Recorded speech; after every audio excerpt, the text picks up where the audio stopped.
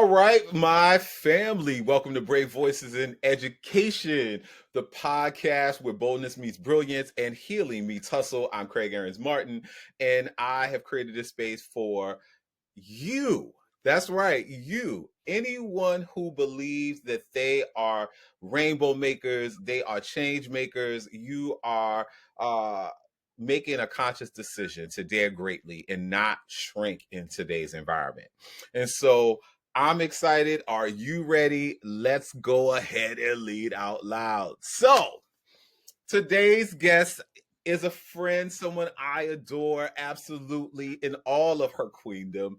I have admired her for a long time. She's a truth teller, a culture shifter, and a visionary in education. Hedreich Nichols is an award-winning author, speaker, educator who has helped schools and districts amplify the voices of all students. She's the author of Finding Your Blind Spots, Guiding My baby. Principles to Overcoming Implicit Bias in Teaching, and her Small Bites podcast is a listen. And you can catch all the vibes on YouTube as well. This is, again, providing opportunities for you to strengthen how you do this incredible work to make sure classrooms and school spaces feel inclusive. The Queen herself has delivered professional learning to over 10,000 educators in 7 countries, and her work seamlessly integrates academic research with lived experience. She holds a Master of Education in Ed Tech from Texas A&M University and serves as a senior comms specialist at the Southern Education Foundation. Hedreich, I want to welcome you to Brave Voices in Education. Could you please share a little bit more with the people on, all of your brilliance and all of the ways that you show up in the world, but we would love to hear a little bit more about you and just how are you feeling? Okay, there is one thing that it is kind of a flex. I'm a banned book author as well. I wrote not only Finding Your Blind Spots, but I wrote 5 explainer books for students, grades 4 through 8, and 3 of those are on the banned books list. So yeah, that's kind of a big flex because it's on there with people like Toni Morrison, like really. So we got to lean into that. I mean, to get on a banned book list, like what happened or what occurred that landed you there, respectfully? I ain't do nothing. Okay, as a middle school teacher, that is a line I'm more than acquainted with. But literally, no, the politics is very different. Sometimes we confuse DEI with history, and I say that history is not history; it's histories. I eat at 6 p.m. because when I lived in Switzerland, dinner time was at 6 p.m. That's just kind of how Swiss society works. And I grew my kid up. We had dinner at 6 when we moved back. We had dinner at 6. Now my neighbor, she and her husband have been empty nesters for a while. They both work remotely since before that was a real thing for the rest of the world. And they generally like to get off after sitting all day, go outside, do some gardening, and they usually eat around 8 o'clock. And neither of those things are wrong. Having dinner at 6 is fine. Having dinner at 8 is fine. Neither of those things are untrue. I do have dinner at 6. They do have dinner at 8. And neither of those perspectives should be divisive because they're just truths for 2 different households. And history is like that. We think of history as one tome in a book that we've all learned. And since the internet has given us access to so much more material, I mean, you can look through the Library of Congress's annals, you can look through the NPS National Park Service. There you see first gen documents from people who were enslaved or recordings from people who were. So there are many histories. What I did in what my family did in 1902 was probably different from my boss, a white female from Colorado. Very different. Neither are wrong. they're just different perspectives. And so that's how, to get back to the books just talk about differing perspectives. I talk about STEM from a position of Black achievers who we often don't know, which means that people who look like you and I may not know that they can become an astronaut, because they might not know Miss Jameson, or they might not know, oh, I can't think of her name. She's was the first Hispanic astronaut. But it centers those other narratives that we often don't know anything about. And since our country is diverse, it gives people not only a window to what happened in the past, but also a mirror to see that they can achieve things, because people like them have also gone before to achieve those things. And that is often, in places like where I am in Texas, seen as rewriting history as opposed to just sharing different perspectives. And that's how you get Okay, okay, okay. Wow. So to recognize the humanity of like Ellen Ochoa, because you were talking about her. Thank you. Had a brain. Yes, Can I yes, can I say brain you fart sure on your can. podcast? Yes, we grown here. We're grown. Okay, I had a brain fart. Absolutely. I am. So I recognize that when you have arrived on someone's banned book list, it makes it so much more provocative. I think more people want to read something that's banned, because we always want to explore what feels like taboo. But to recognize the richness and diversity of people, how I'm like, well, we're in 2025 and we're in the environment we're in where that whole diversity, people are trying to find themselves erasing folks, but I'm like, you can't. Like, we're here. We're here. We ain't going nowhere. We ain't got time. But it's interesting that you have made it to a list that one day I hope that I'll make as well, because I feel like I have then done something that, shakes up the world a little bit, because I think that that's part of the art. As in the classroom, I never want my young people to feel stagnant. I never want them to sit on who they were yesterday. I want them to constantly interrogate and push and provoke themselves to something greater. Because when we get to that breakthrough, then you see yourself differently, and then you feel like, well, I can actually break through this glass ceiling in my head that I've been holding on to. And I got to see and experience someone who may carry a sense of resonance in whatever identities or experiences they have. And I might find myself most empowered to go the journey, go the distance, break through that glass ceiling, and bring somebody else with me. That's right. Yes. And bring somebody else So with I me. I know that Exactly. a great deal of your work. You have the world as your classroom, and I heard you also talk about Switzerland, which I want to circle back to. But I'm curious for you. We've definitely had a lot of conversations about how you have created incredible spaces for young people to actually see themselves as awesome and brilliant and necessary and needed, and that they too are lights in our world. And so I'm curious now, in the work that you do as a consultant, who I know is doing much more than just consulting. I'm curious, what education issue or issues are you feeling most provoked by today? Like, where are you like, all right, I'm dedicating energy and time to this? Right now, I think the fact that DEI is taking the anti DEI wave is taking so much funding from special needs kids, from Black History programs, because Absolutely. Black History really is American history. You know what I Period. mean? We've been here since 1619. That means, and since we all are immigrants, so those shifts Hmm. I find perilous, Yeah. and they make my heart hurt.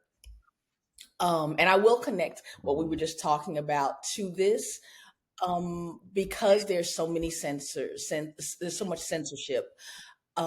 Many teachers are in peril of losing their jobs. You know, you want to stand bravely. You want to be able to tell kids. I had an art teacher who told me, I quoted her in Finding Your Blind Spot. She told me that she got her art degree, and then she landed in this Title I school that she absolutely is dedicated to those babies. She's been there 10 years or more. And she said the thing that when she got there, she realized that she was going to be teaching them all about people who looked nothing like them, and she had to do her own research to be able to teach kids, hey, Yeah. yes, there are artists who look like you. Yes, there are painters who look like you. Yes, there are sculptors who look Yeah. like you and they're doing brilliant work. And what she had to ask Mm. herself was, who else was there? And I actually have a whole presentation, a whole course about who else was there. So, for example, and I'm saying this because it's just a whole lot easier to give you tools to navigate these Mm. times than to talk about how my heart hurts. Because I'm just, I'm Okay. learning line dances. That's what Okay. I'm doing. If All right. So ask your students when you go through, as you go through stories, ask your students who else was there. Now, Thomas Jefferson is somebody we learned about. I wouldn't necessarily ask my students who else was there in elementary school because it might be a little bit telenovela drama ish. But if you ask your upper middle school and Mhm. your high school students when you're talking about history, talking about the founding fathers, talking about the Constitution, who else was there? Who are those stories? Who's the neighbor who Mm. eats at 8, not 6? So ask yourself who else was there. For example, with Thomas Yeah. Jefferson, you are simply asking a question. Your Mm. students are doing research. Now, the stories they come up with, well, you were just asking who else Mhm. was there at a particular time, and the students themselves came up with their own research. So you can let any parents who have issues with what happened in the classroom, we were just doing research about that time, and these are the stories the students brought. And so students bring stories, for example, about Thomas Jefferson. They bring stories about the fact that his wife died, he never wanted to remarry, how noble.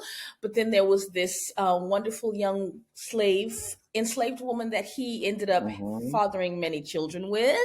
And not only will they find out about her, they will find out that Oh, she was actually oh, his wife's half sister. And so, okay. you want to get kids interested in history? So who else was there? Okay. So there was some like real housewives situation going on. Absolutely, and we don't teach history like that, unfortunately. And that's why Mhm. so many kids don't like history. They don't want to know, and at this time, we really want to know what happened in the past because Yeah. yes, we can repeat it, even when we do know. But at least we can know how to navigate a little with a little more information. So yeah. I would say that in these perilous times, what hurts my heart is that we can't necessarily just talk about knowledge and truth without there possibly being pushback Yeah. and consequences. So, with that being the case, remember, Yeah. research is your friend, inquiry is your friend. The students will Yeah. find they They will find will. the They truth. will. It is interesting that the governor there, Mr. Abbott, and you know, his experiences, was a champion of some of this anti DEI, stuff. And I am curious how, because you all in Texas were feeling it much before this presidential election. I'm curious, what are the things, I guess hearing that, your heart hurts, but I know that maybe you've been experiencing that heartburn for a while. Um, what are some things that you're hearing from people who you either are working with or talking to about, the state of education, and what are some ways that folks are being either creative or innovative even when they're experiencing the pushback or the policies or all of the things that just make it tough to want to continue teaching in today's times. You know what? I am extremely fortunate in that I spent the last 8 years of my career, and I retired in January from teaching, but I spent the last 8 years of my career in a Title I school dedicated to diversity, dedicated to serving kids who Hmm. have historically been underserved. And that has always been a part of their Hmm. mission. It's a charter, and that's often the charge of charters. So Mm. I worked in a very safe space. Um, there was no problem, and we celebrate all of the cultural history days out loud. Our libraries are not as much under scrutiny because parents who did not have the opportunity to read about people who looked like them want Hmm. those opportunities for their students. So I must say that I hear much more on a national level or in the Yeah. news than I do from my personal circle, simply because um, it's been a safe space. It's been a safe space for the LG community. It's been a safe space for the Black community. It's been a safe space for the Hispanic diaspora. And I recognized then and now what a privilege that was and what a Hmm. restful Hmm. space that was to be in. Yeah. So now I will say this, that if you are an administrator listening to this, realize that my heart Mm. hurt, but I had a safe place to work, and that you may be in your Yeah. need Yeah. to ensure federal funding, to ensure that kids have what they need on a very Hmm. basic level, like food and nursing. You may have students and educators who feel unsafe in that environment because they are not allowed to teach truths that happened side by side with what we Mm. are allowed to teach. And so, as you make sure that we have federal funding and we follow all of the guidelines to get that, remember that there's some people in your building who are probably having, who feel heartbroken over things that they Hmm. quote unquote can't say, that are basic Yeah. American facts of history. And I was never an Hmm. administrator, never wanted to be. Craig, you were. What would you say to an administrator who is, between that real Yeah. literal rock and It's hard place? So just for those who may be your first introduction to me. I grew up in New Orleans, Louisiana, so I still am a Southerner through and through. I started my teaching career in south of New Orleans, and also in my teaching career in New Orleans, and then I came to Boston, where I had 20. Well, actually, I through Texas because I spent 3 years in Texas, and then found myself here in Boston. And here in Boston, I was a teacher, a principal, and a head of school.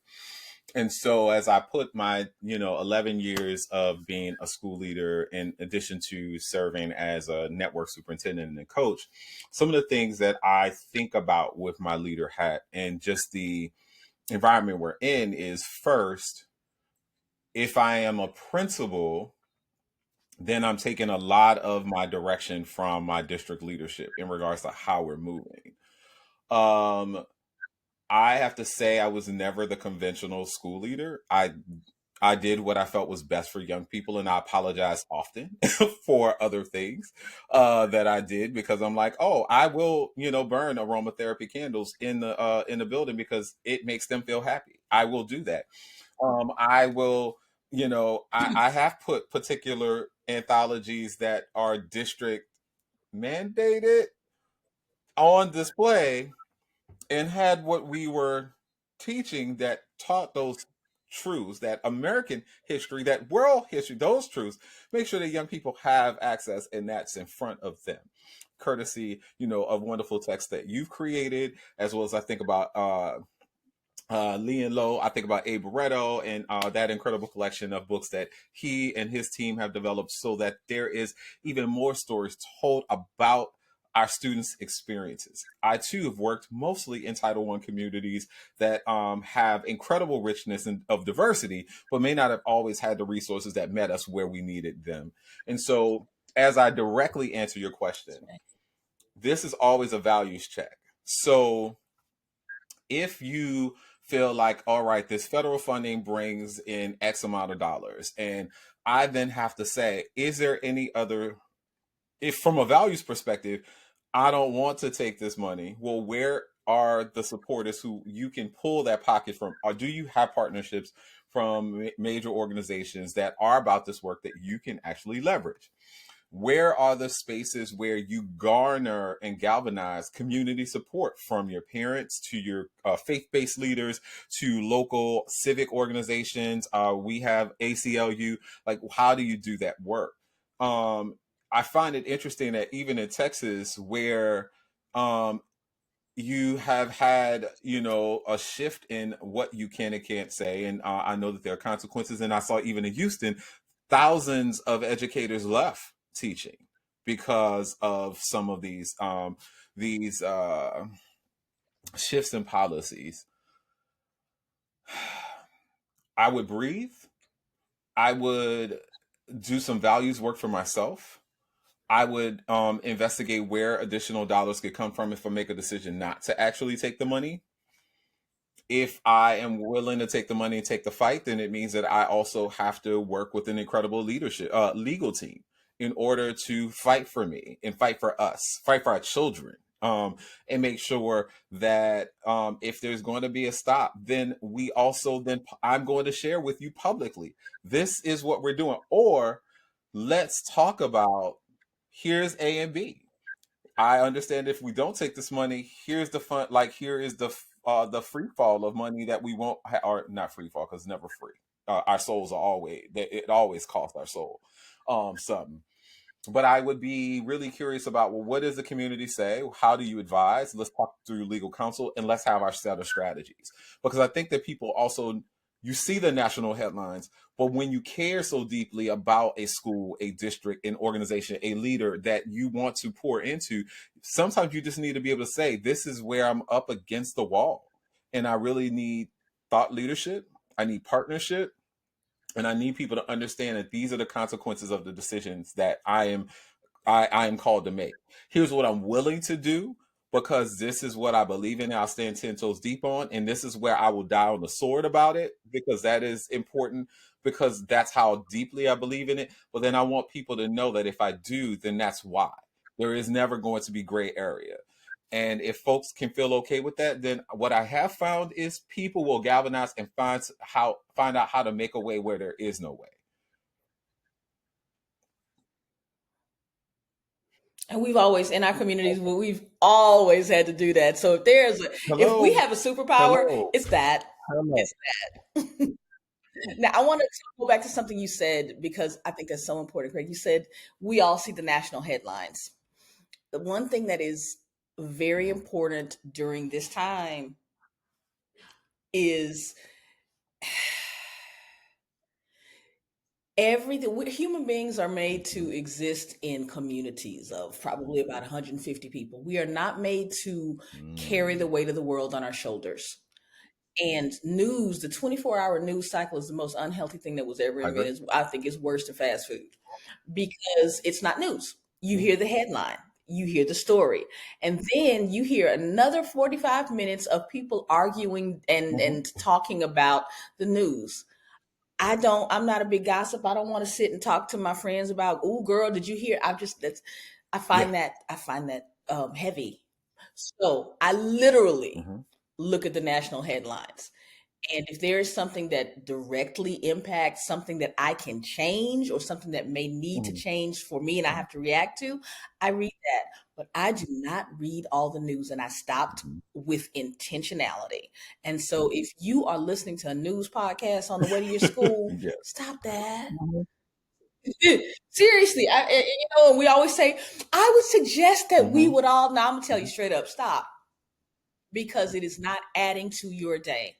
And if you are an educator who teaches Black and brown kids, and let's say you have a political bend that you support the anti-DEI, can you imagine how you're going to stand in front of those kids when you are going to school listening to things that affect them more adversely than they affect you? And so you don't want to be mad and in your feelings as you walk into the school days. So find some fun audiobook, find your favorite music from high school. I mean, all of those things are actually, listening to music from your childhood is scientifically proven to regulate your nervous system. So do that. Put on, 90s TV. Mhm. Those are good options. And like I said, they literally, when you watch your same favorite reruns from your childhood, there is scientific proof that it Mhm. makes you feel comforted and safe because it takes you back to that time when Mhm. Mom and Nim were in the next room. So they're Mhm. don't overconsume news. It's not helpful. It is not Mhm. constructive. I don't mean don't be informed. Like I say, Yeah. I do read the national headlines, and that's about it. I usually read maybe Yeah. one article, and I keep it to 10 minutes or less. There is because Mm. anything that's major breaking, it'll pop Absolutely. up in my social Mhm. media feed. We're there now. So, and my social media feed, puppy videos. Shout out to Jump the Groundhog, Cincinnati Zoo,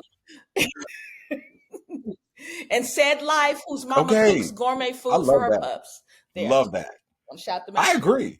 I agree. I made a conscious decision. Like I was on CNN, NPR. I still listen to some NPR, but not to the degree that I was. And I agree. People don't understand that when you digest that stuff on a regular routine basis, and I understand the wrestling of like I need to feel informed, but I agree with you. If I'm looking and I need to understand from an education perspective, I'll look at K-12 Dive or Ed Week. I'll look at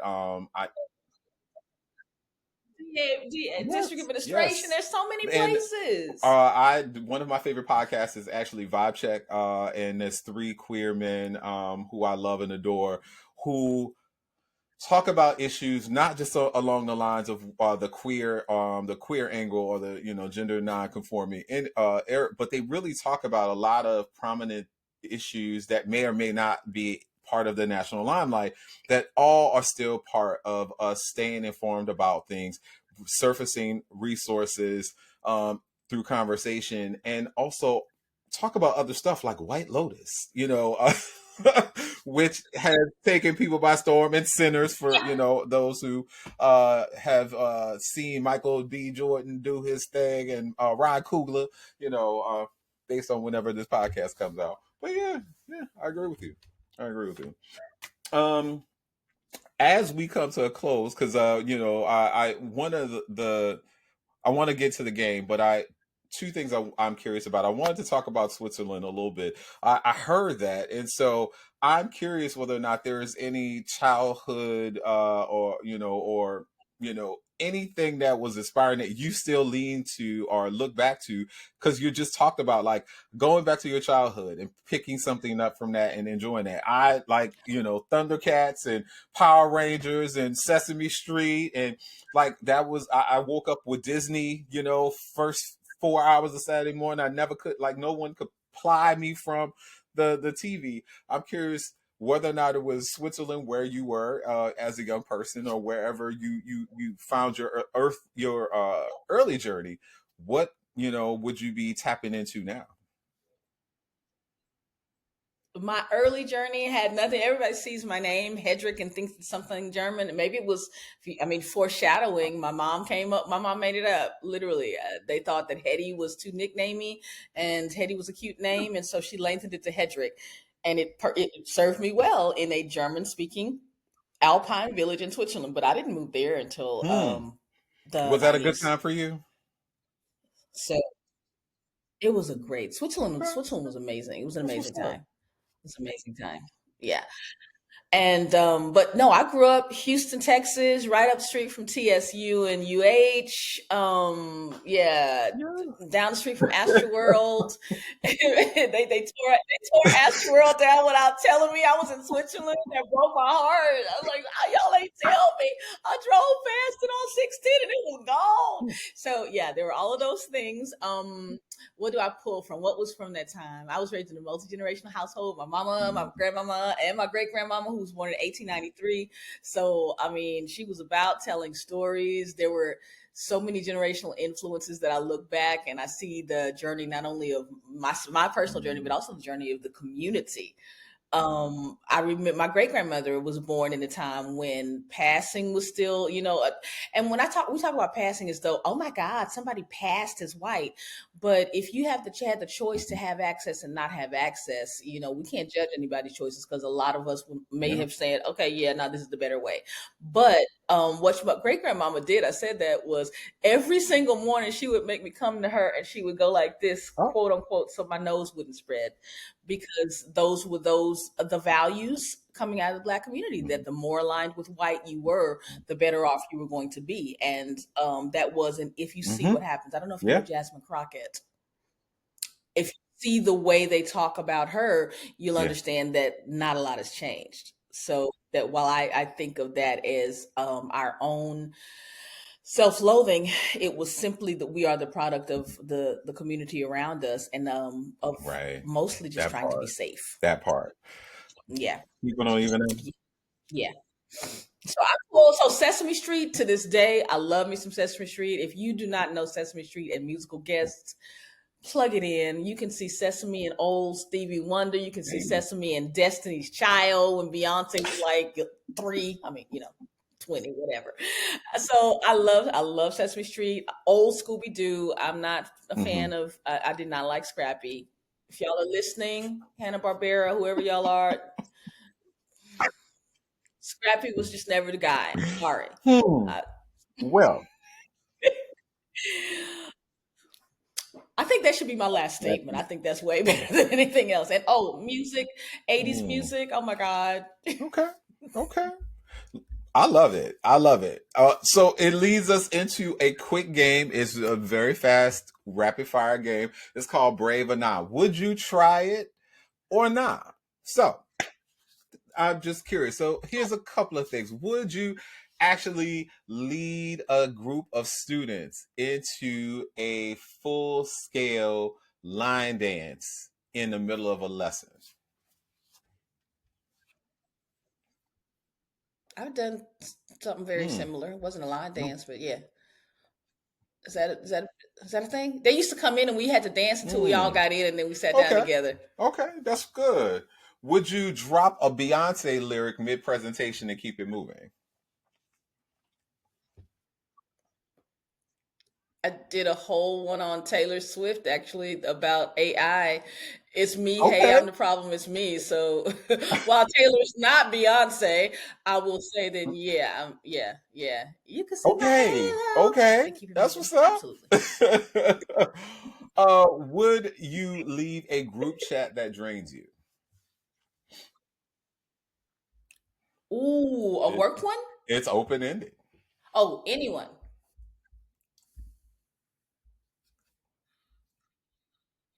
Why is that? Probably not. Mhm. Okay, Mhm. so perfect example. Some of my good friends do not share my views about Yeah. not over consuming news. And so the latest Facebook video and the latest, I'm like, if you're listening, friends, stop sending me that stuff, because just know that our chat is draining me and I'm just not, Oh. I love y'all too much to leave. Okay, Okay. there. Woo. Look at me. I love being on this podcast. I get to tell all of my secrets to I'm like, everybody. whoa. Okay. Y'all stop sending me that stuff. I do not want to see what they said on Facebook. I do Mm. not. I choose not Oh, to so you don't be want to there talk for about the a Shannon reason. Sharp situation? It's okay. All right. I literally had to go and look up who that was. I'm serious. I'm like, who? Because it kept popping up in my Yeah. feed. I'm like, well, at least let me go be informed. It's like, oh, this? This is a waste of my time. I Right. don't care. Well, I don't know him. I don't know her. I mean, I can't influence the situation. I can't help anybody with it's it. grown folks' What? business. Why do I need to carry that? Look, I'm just like, okay, Really? y'all grown, y'all gonna figure it out. All right, two more things. Would you ride the tallest roller coaster at the amusement park? Oh, okay. Yep, always do. And usually, if I'll go in the middle of summer Oh, when nobody's there, like July, and brave the heat, so I can ride it got 3 it. times Wow, back I to did not back. know So that yeah, was you. Okay. yeah. Okay. Yeah, Would you I'm ever that compete guy. on Survivor or The Amazing Race? No, no.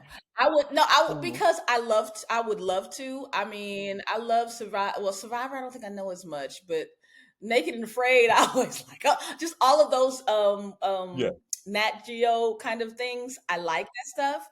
But I know that I was an asthmatic child who was always the last one. I skipped gym every day in the seventh grade. Yeah. I let me Mm. stay in my lane.